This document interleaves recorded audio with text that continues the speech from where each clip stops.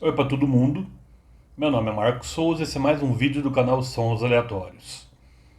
Hoje eu vou falar aqui de uma banda aí que junto com Silver Apples e The United States of America pode ser considerada aí como integrante do tripé do que eu diria de Santíssima Trindade da música eletrônica primordial americana, que são os californianos do 50 Footholds, que principalmente ali na figura do seu líder e fundador, o Cork Marqueschi, ajudou aí a sedimentar a eletrônica no contexto do rock.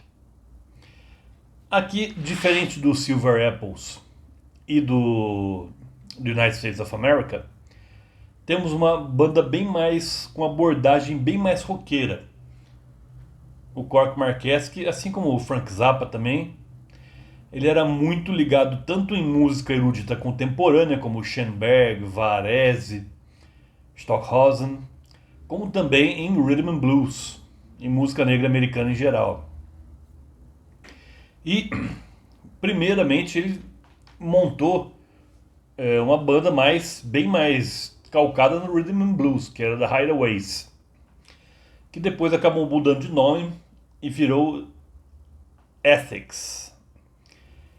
E o Ethics gravou aí alguns singles que não fizeram sucesso, mas depois que a banda estava meio que hibernando, ele recebeu aí uma ajuda de um dono de um selo ali na Califórnia, e daí sim gravaram o último single deles, completamente diferente dos anteriores, que esse single inclusive está aqui nesse álbum que eu vou falar dele. Cauldron. Aqui. Esses eram o 50 Footholds. Aqui na fase quinteto ainda, eu vou explicar que depois viraram um sexteto. Então, em imagem, eles eram muito parecidos com as bandas psicodélicas californianas da época, como Grateful Dead, como principalmente com relação ao Jefferson Airplane, porque tinha uma cantora também. Esse é a capa do Cauldron de 1968. Então aqui a banda aqui. A gente tem aqui um livreto também que explica bastante coisa. Aqui já essa foto na fase sexteto, que foi a que gravou o álbum. E temos até também uma foto depois do Ethics aqui. Aqui a banda também. Esse era o Ethics, na verdade, com o Cork Marqueschi, era o baixista na época. Então, esse último single do Ethics, que está aqui nas últimas faixas aqui desse CD, as três últimas, é, como eu falei, completamente diferente de tudo que eles tinham gravado anteriormente, e o lado A era chamado de Bad Trip, e realmente é uma Bad Trip daquelas, dessa faixa aqui. Eu digo que se o inferno tiver trilha sonora, deve ser algo parecido com isso aqui. Lembra bastante até Throbbing Gristle, que mais demoraria quase 10 anos para o Throbbing Gristle começar a gravar. 10 anos exatamente.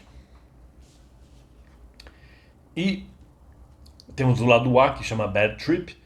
O lado B, eles pegam um pouco mais leve, mas é um instrumental, meio que uma colagem de vários estilos musicais, chama Skins. Não é tão interessante. Mas a Bad Trip aqui, ela foi gravada para ser tocada em 33 RPM. Mas na época, como era um single, todos os singles saíam em 45 RPM. Então o pessoal tocava a gravação que era 33 RPM, mas em 45 rotações por minuto. O que deixava a faixa ainda mais caótica. E aqui a gente tem as duas versões aqui, por isso que a gente tem três faixas bônus aqui do Ethics. A Bad Trip, tocada tanto em 33 quanto em 45 RPM, e o lado B, Skins. Temos aqui. Depois disso, o Ethics se desfez porque os demais membros da banda ficaram horrorizados com o resultado, mas não o Cork Marquez, que ele ficou muito entusiasmado. Ele começou a reunir alguns músicos. Ele reuniu primeiro o Larry Evans, um guitarrista, depois veio outro guitarrista, que é o David Blossom. E o David Blossom trouxe a esposa dele, a Nancy Blossom, para cantar. E ainda juntariam-se primeiro o baterista original do Ethics, o Gary Dulce, mas depois ele ficou muito pouco tempo e foi trocando vários bateristas até que estabeleceu-se no Kim Kenzie. Esse já gravou a fita demo, a demo deles, a primeira, e também o álbum. E aí, então completou-se o quinteto que aparece aqui. Esse é o quinteto então que acabou se chamando 50 Footholds. Algo tem uma formação parecida com a do United States of America, com uma cantora na frente e um gênio da eletrônica atrás.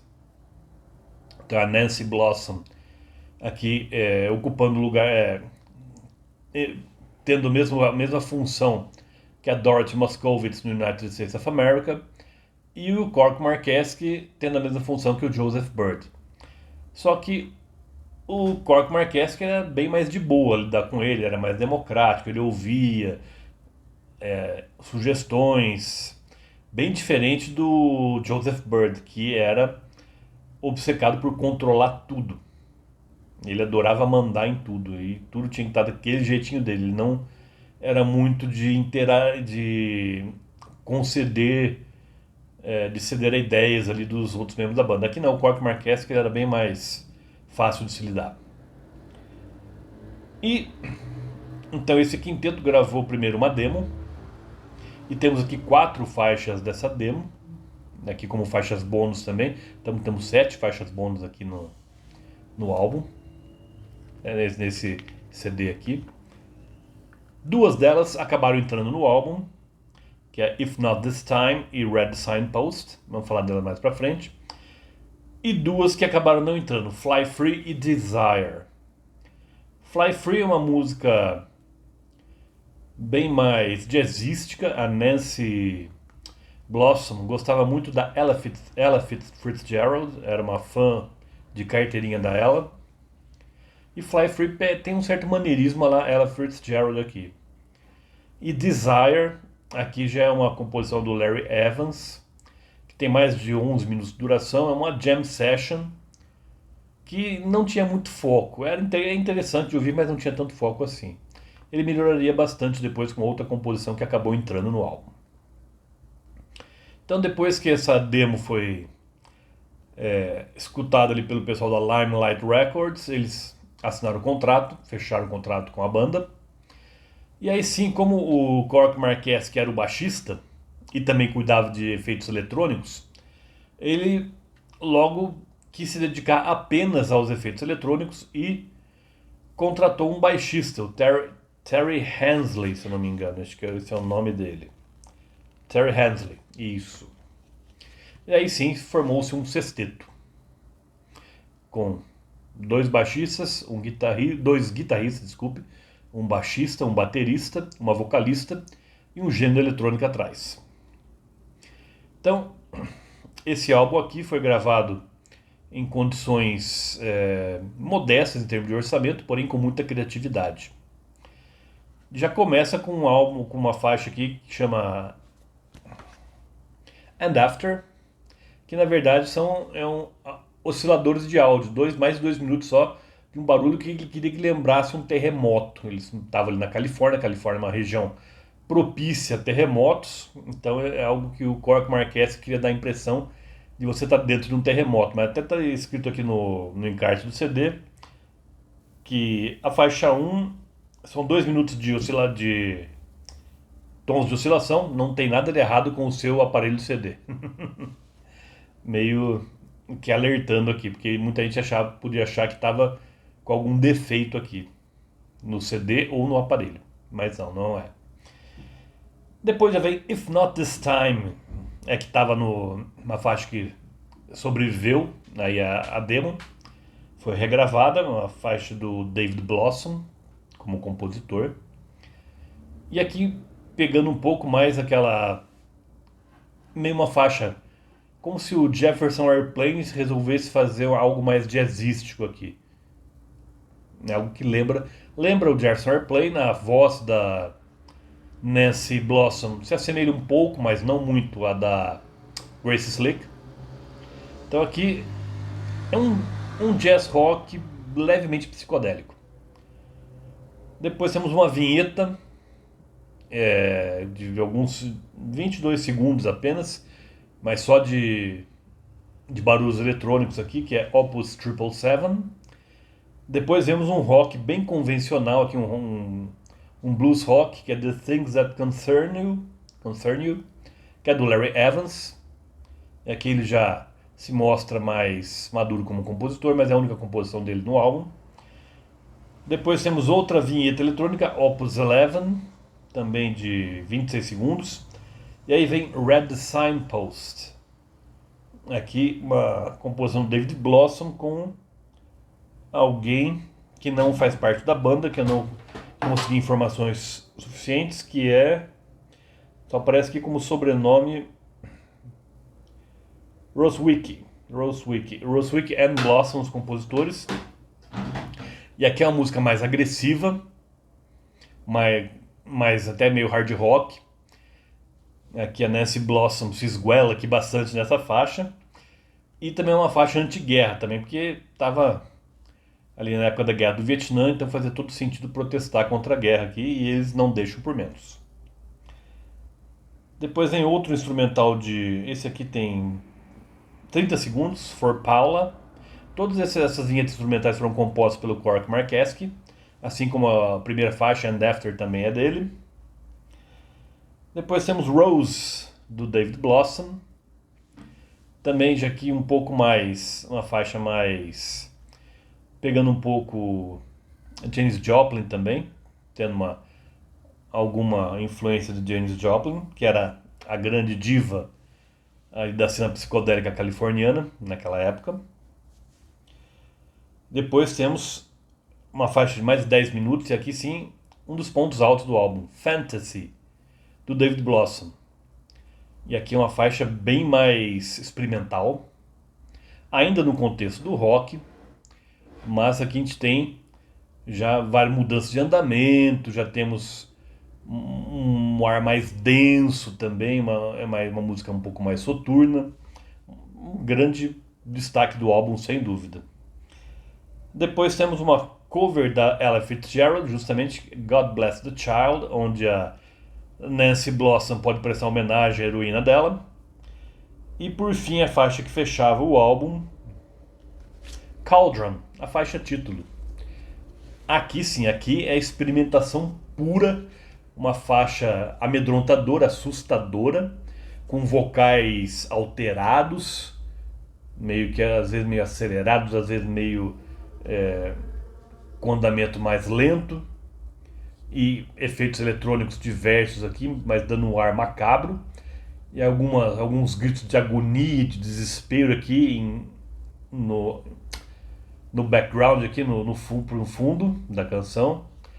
Disse o Cork Marqueschi, que é um dos compositores, aqui temos 3 compositores dessa canção, que é ele, mais o David Blossom e o baterista Kim Kinsey. O único crédito dele como compositor aqui é nessa faixa. Onde ele diz que a intenção aqui era dar um clima de Bruxas de Macbeth. Lembrando aí da peça teatral do Shakespeare, Macbeth, onde 3 bruxas ali sentenciaram ou previram que o Macbeth seria rei. Daí ele, principalmente a esposa dele, ficaram com essa ideia fixa. Chegou a ser rei, mas por muito pouco tempo, na verdade, e cometendo uma série de atrocidades também. Para quem não é spoiler, isso que a peça tem mais de 500 anos de idade, né? Então, depois esse álbum aqui, na época ele vendeu muito pouco.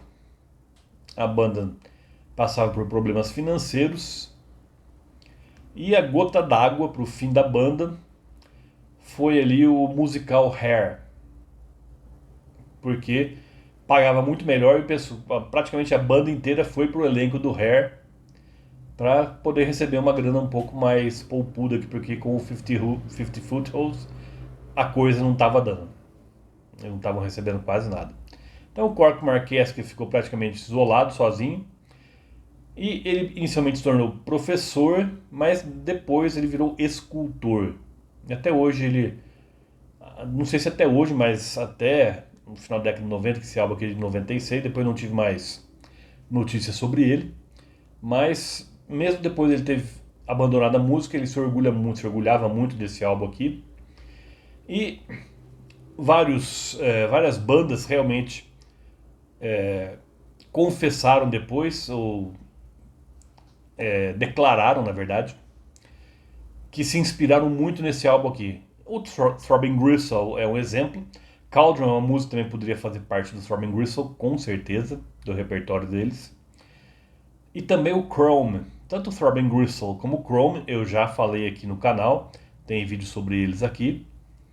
Então, eles tiveram como referência esse álbum aqui, Cauldron.